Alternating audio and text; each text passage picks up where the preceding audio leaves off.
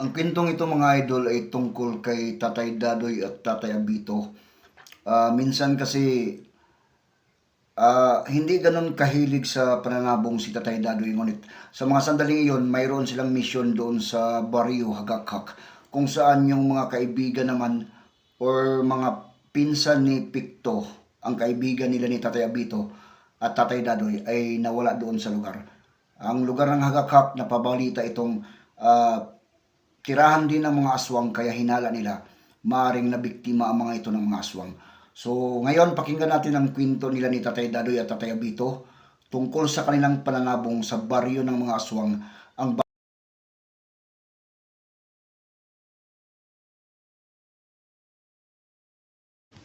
Sinabi na nitong si Tatay Dadoy ang tunay na katauhan ng kanilang nakikitang mga taong nakatira doon sa gilid ng kawayanan.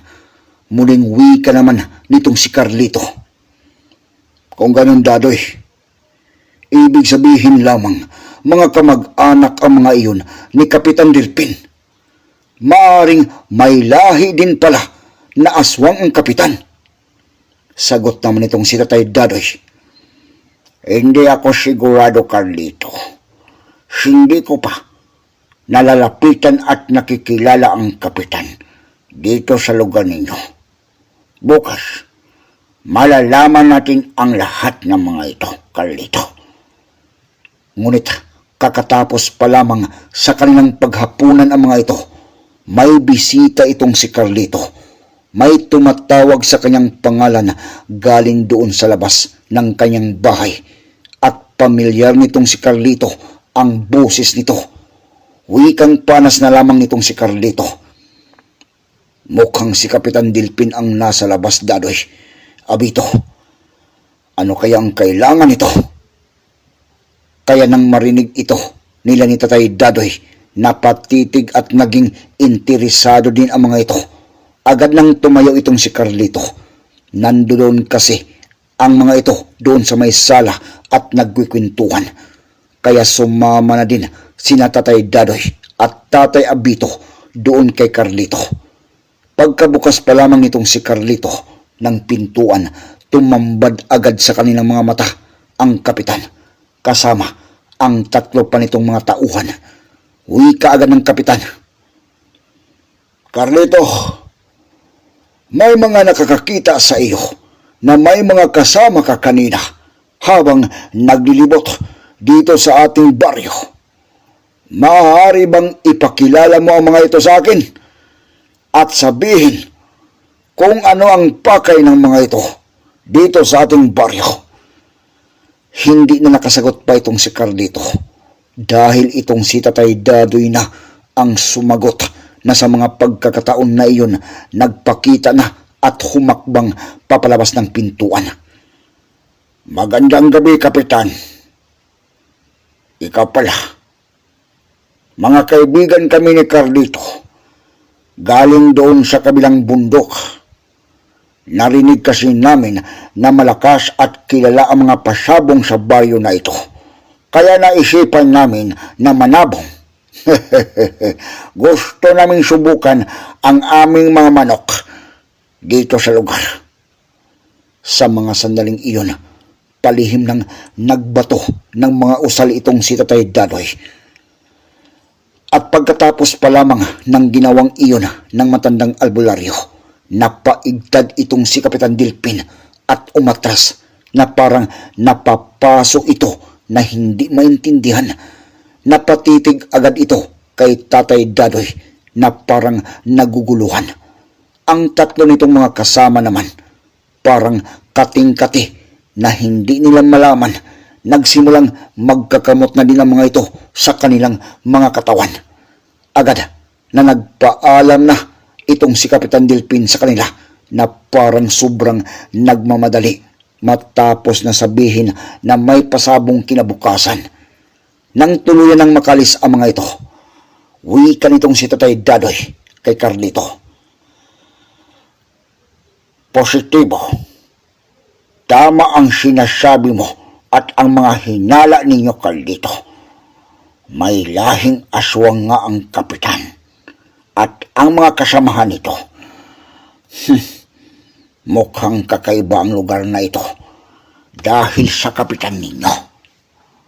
Sana lamang walang kinalaman ang kapitan sa pagkawala ng mga pinsan ni Picto at ng iba pang mga dayo na mga mananabong.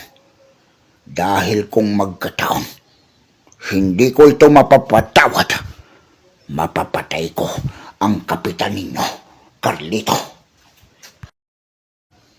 Ang sagot naman itong si Carlito, mas mabuti nga kung ganun, Dadoy, Abito, na napunta kayo sa aming baryo. Mas maganda nga kung mapatay ninyo ang mga ito, Dadoy. Salot ang mga ito dito sa aming lugar.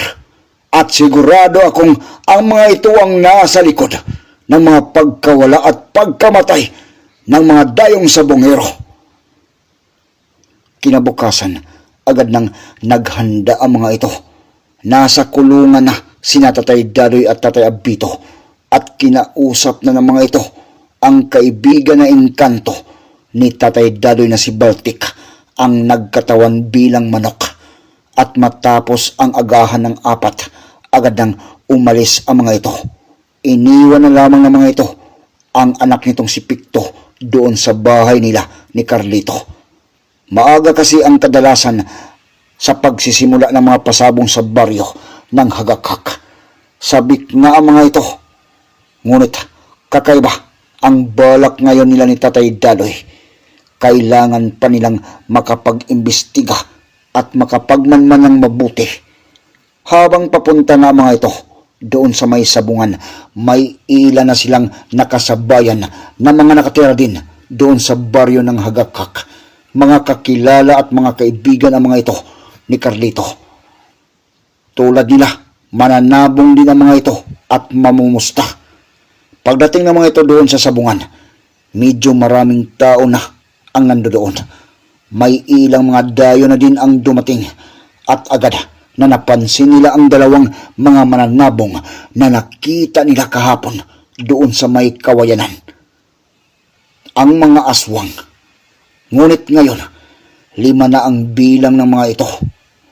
Nakipagtitigan pa nga ang mga ito kay Tatay Dadoy ng ilang mga segundo bago tuluyan na pumasok ang mga ito doon sa loob ng sabungan.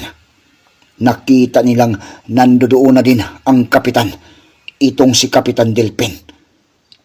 Nang makapasok na ng tuluyan ang mga ito, dito nakakaramdam na naman sina Tatay Dadoy at Tatay Abito ng mga presensya ng mga aswang at napagtanto nila ni Tatay Dadoy at Tatay Abito na may iba pang mga aswang sa loob ng sabungan. Maaring marami ang mga ito dito sa baryo. Makalipas pa ang ilang mga minuto, nagsimulang magparisa na ang mga ito. Nagsimulang humanap na sina Tatay Dadoy at Tatay Abito ng makakatapat ng kanilang panabong na manok. At ilang sandali pa, mayroon nang nag-aya at tumapat sa kanilang manok. Agad na nagkasundo ang mga ito. Makalipas naman ang ilang mga minuto, dito pa nila napag-alaman na ang mga kumalaban sa kanilang manok ay ang manok ng kapitan.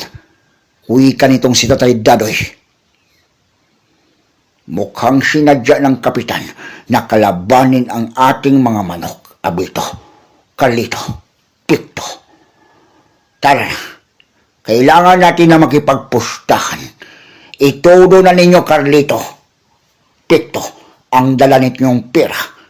Sigurado akong mananalo ang aking manok.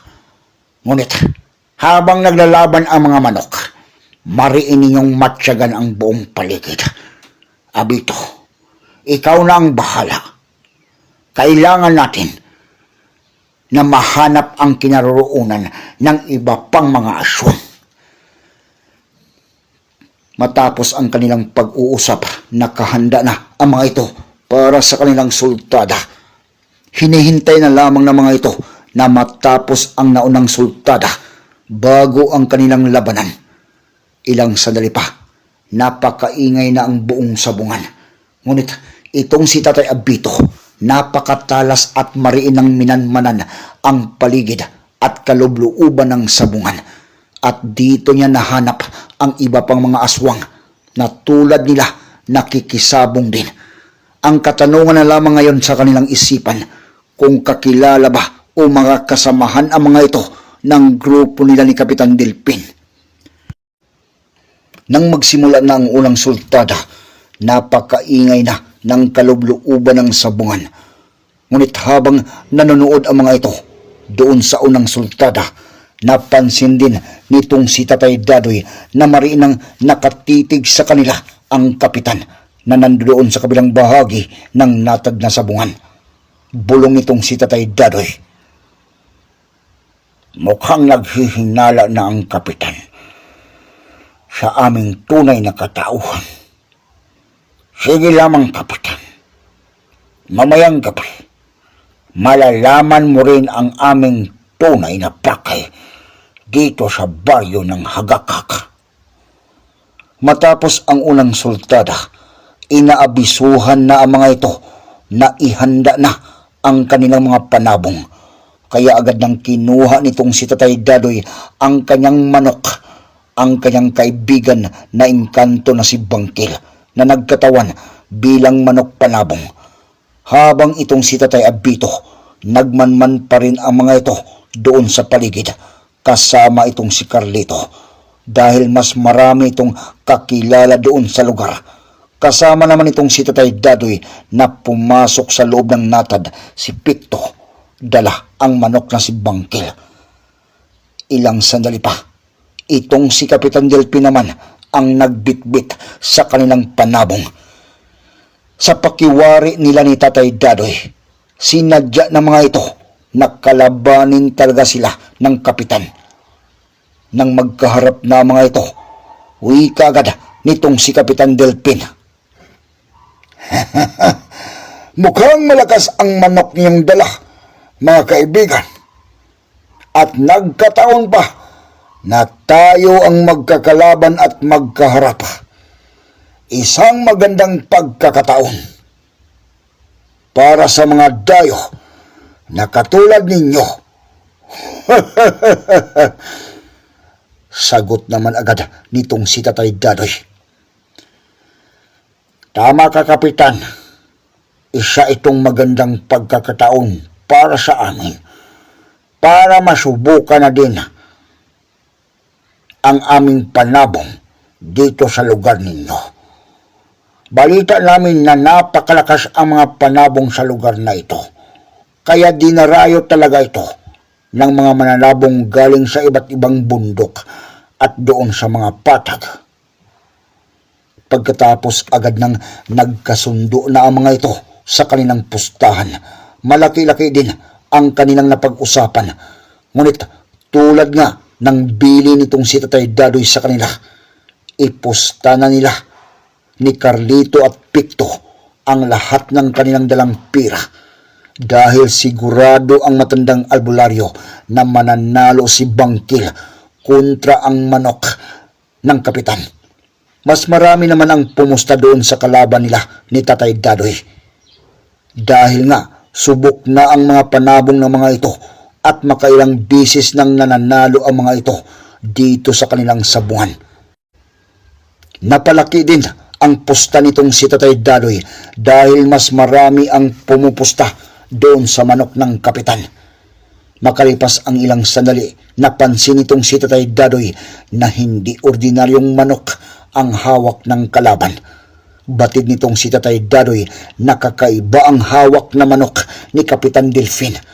Kaya agad niyang binalaan itong si Bangkil. Wika ng matandang albularyo. Bangkil, kailangan mong makahanap agad ng paraan. Hindi ordinaryong manok ang hawak ng kapitan. Hindi ordinaryo ang makakalaban mong manok. Batid kong kampon ito ng demonyo. At alam ko na alam mo ang mga pangunta sa mga ito.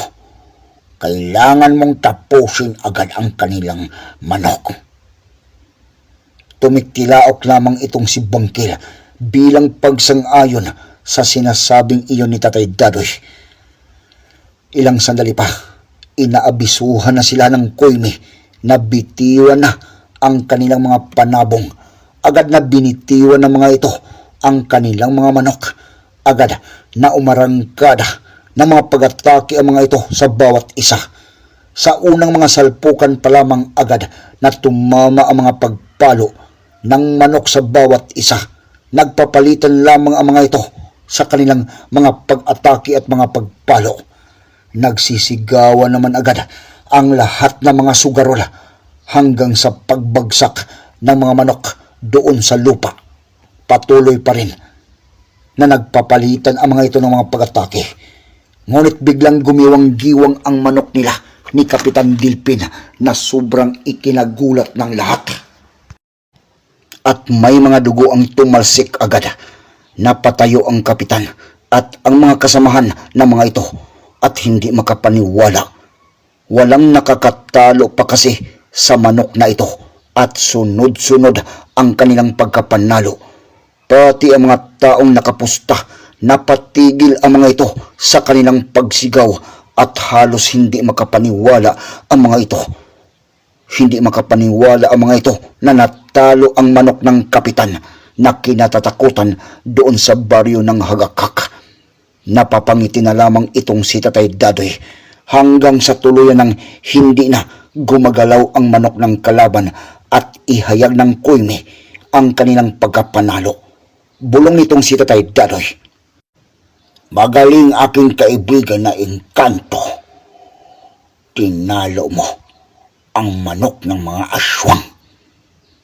Napatitig na lamang ng mariin itong si Kapitan Dilpin kay Tatay Dadoy. Mga titig na parang nagtatanong at may mga pahiwatig. Hindi makapaniwala itong si Kapitan Dilpin na natalo ang kanilang manok. Hindi kasi ordinaryo ang kanilang manok dahil lahi pa ito ng kanilang angkan bilang mga aswang. Ngunit tinalo ito ng dayo at ngayon napagtanto ng kapitan na hindi din ordinaryo ang manok na ginamit ng kanilang kalaban. Ngumiti lamang itong si Tatay Dadoy at pagkatapos nakipagtitigan ito ng ilang mga segundo doon kay Kapitan Dilpin. Mga titig din na parang may pagbabanta. Kinuha na ng matandang albularyo ang kanyang manok na si Bangkil. Gulat na gulat din ang lahat. Tatlong sunod-sunod na panalo ang nagagawa nitong si Bangkil. Dalawa sa mga ito na tinalo ay ang manok pa nitong si Kapitan Dilpin na lalong nakapag-init ng kanyang puot. Makalipas ang ilang mga oras, nandoon na si Tatay Dadoy sa gilid ng natad na sabungan. Wala nang nagtatangkang lumaban pa sa kanilang manok, maging ang kapitan. Namumusta na lamang ang mga ito at nananalo pa rin. Kaya sobrang nagulat ang mga tao at hinala ng mga sugarol, hindi ordinaryo o may mga dagon ang mga ito para sa kanilang panabong. Lumipas ang ilang mga sandali. Nagpasya na sina Tatay Dadoy na lumabas at nang tuluyan ng makalabas ang mga ito ng sabungan. Agad na wika nito doon kay Picto at Carlito. "Madilim na ang buong paligid sa mga pagkakataong na ito. Picto, Carlito, umuwi na kayo. Sigurado na pag-initan na tayo ng grupo nila ni Kapitan Dilpin at alam nyo na kung anong uring pagkatao ang mga ito. Napakahirap na maabutan ng dilim sa pag-uwi doon sa bahay ninyo, Carlito. Mauna na kayo. May gagawin lamang kami ni Abito. Mayroon kaming iimbestigahan. At baka matatagalan kami sa aming pag-uwi. Huwag yun na kaming hintayin sa hapunan. Pito, ikaw na ang bahalang magdala sa aking panabong. Bilisan ninyo." Agad naman na tumalima ang dalawa. Mabilis na umalis ang mga ito. Bit-bit ang panabong nitong si Tatay Dadoy. Nang tuluyan ng makalis ang mga ito, uwi ka ng matandang albularyo kay Tatay Abito. "Abangan natin ang paglabas at pag-uwi ng grupo nila ni Kapitan Dilpin, Abito. Ngunit mas nakakabuking ang mga aswang na nakatira doon sa may kawayanan ang susundan muna natin. Malakas talaga ang aking hinala sa mga ito. Kabilang ang mga ito sa mga pagkawala ng mga dayong sa bungiro. Isusunod lamang natin ang kapitan. Sumang-ayon naman agad itong si Tatay Abito. Tulad ni Tatay Dadoy, malakas din ang kanyang hinala sa mga ito. Dahil nang minsan dumaan ang mga ito kanina doon sa may kawayanan, hindi lamang ang presensya ng mga aswang ang kanilang nararamdaman. May naamoy din ang mga ito na sobrang nakakasulasok. Hindi nga lamang ganun kalakas ang amoy dahil parang malayo ang pinanggagalingan ng amoy na ito. At ngayon, mag-iimbestiga ang mga ito. Matyaga na naghihintay ang mga ito ng ilang mga oras hanggang sa masipat nila ang mga ito na papalabas na ng sabungan. Unang lumabas ay ang grupo ng kapitan at sumunod naman ang mga taong nakatira doon malapit sa kawayanan. Nag-uusap ng ilang sandali ang mga ito bago tuluyan na naghiwa-hiwalay. Papunta na ang grupo ng kapitan doon sa mga kabahayan na nandoon sa gilid ng mga palayan.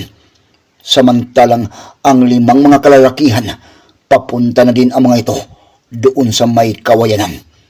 Sa mga sandaling iyon, nagsilabasa na din ang halos lahat ng mga sabungiro galing doon sa loob ng sabungan bilang palatandaan na tapos na ang sabong sa mga sandaling ito. Nang makita nila ni Tatay Abito at Tatay Dadoy na lumagpas na sa kanilang pinagtataguan ang 5 kalalakihan, mabilis na sinundan nila ang mga ito. Panakanakang nagtatago ang mga ito doon sa mga sagingan. Kahit na nakapaglatag pa ang 2 mga matandang albularyo ng malalakas na mga sabulag, kailangan pa rin nilang makakasigurado. Makalipas ang ilang minutong paglalakad ng mga ito, tuluyan na narating ng 5 ang kanilang mga bahay doon sa mga kawayanan. Ang inaakala nila ni Tatay Abito at Tatay Dadoy na 2 lamang ang nakatayong bahay doon sa gilid ng kawayanan, nagkakamali ang mga ito. Dahil doon sa bandang unahan, sa likod ng mga kawayan, mayroon pang 3 mga bahay ang nakatayo doon. At ang 3 doon sa mga kalalakihan, doon nagpunta at pumasok sa kanilang mga bahay. Napakatahimik na ang buong paligid. Kahit kasi na may mga pasabong, napakatahimik pa rin ang buong lugar ng Hagakak, maliban lamang doon sa sabungan. Nakapatay na ang halos na mga ilaw doon sa mga kabahayan. Tanging ilang mga ilaw lamang ng lampara ang nakasindi. Maingat na ngayon ang kanilang mga kilos. Umikot na ang 2 mga albularyo papunta doon sa likurang bahagi ng mga kawayanan, kung saan doon nila naamoy ang mga nakakasulasok na baho. Kailangan nilang alamin kung ano ang pinanggagalingan ng mga bahong ito.